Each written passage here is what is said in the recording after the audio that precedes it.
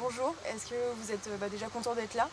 Je suis plus que content d'être là, ça fait 18 mois que je n'ai pas joué. C'est pour moi un grand événement, c'est un retour sur scène, alors je suis surexcité et on va bien en profiter.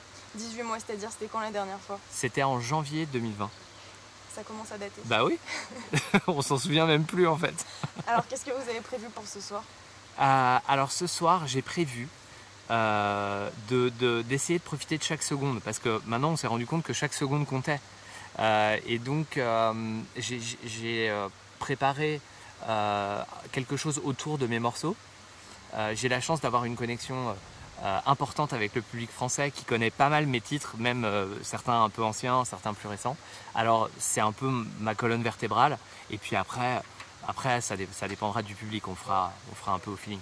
Comment est-ce qu'on est après 18 mois sans monter sur scène et est-ce qu'on est stressé? Ah bah on est en pleine forme, hein. Ouais. C'est sûr, on est reposé, voilà.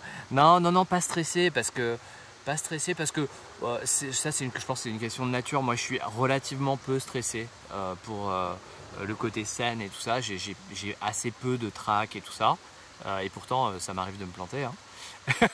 Ça n'a rien à voir, mais de toute façon le trac, vous savez, le trac c'est pas juste, il y a des gens qui ont le trac et des gens qui ont pas. Moi j'ai pas trop de trac, ça va. Je suis prêt. Ce festival, vous êtes jamais venu à Non. Vence? Je suis ravi, c'est magnifique. J'étais venu visiter Saint-Paul et Vence pour toute la culture, toute l'histoire, les peintres, et puis bon, les villages qui sont magnifiques et emblématiques de la région. Donc Ouais, je suis très content, je suis doublement content d'être là. Et justement, ce public-là, est-ce que vous le connaissez, le public du Sud? Est-ce que...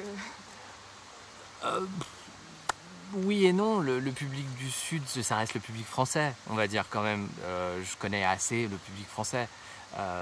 Oui, il y a toujours des spécificités régionales, c'est vrai, mais bon, on est quand même un peu chez nous, voilà, donc ça va aller. Ça fait quand même un moment que vous faites ce métier-là, sans vous vieillir, hein. Si, ouais. Mais à quel stade vous T'inquiète, êtes de je me votre vois, carrière? je me regarde dans la glace, donc je vois. Vous êtes à quel stade de votre carrière? À quel stade? Alors... Qu'est-ce qu'on fait après quasiment 30 ans de carrière?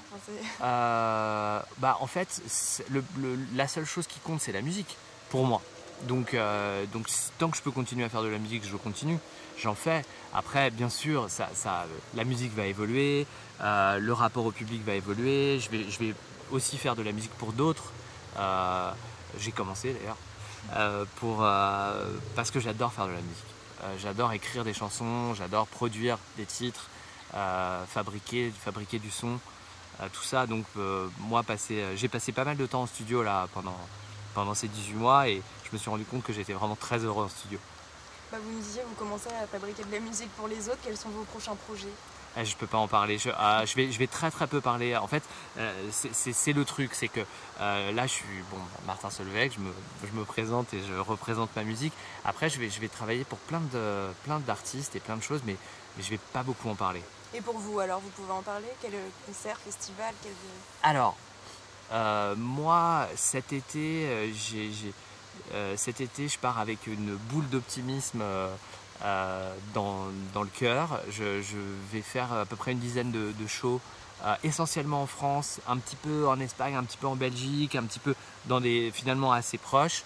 On va pas voyager très loin, on va respecter les conditions sanitaires au maximum et espérer de ne pas aggraver ou repartir dans une mauvaise situation. Profiter de ces moments qui nous ont manqué, des moments, surtout profiter de se retrouver un peu ensemble. Voilà, et puis après moi j'ai des projets de musique pour 2022. Voilà. Cool, merci.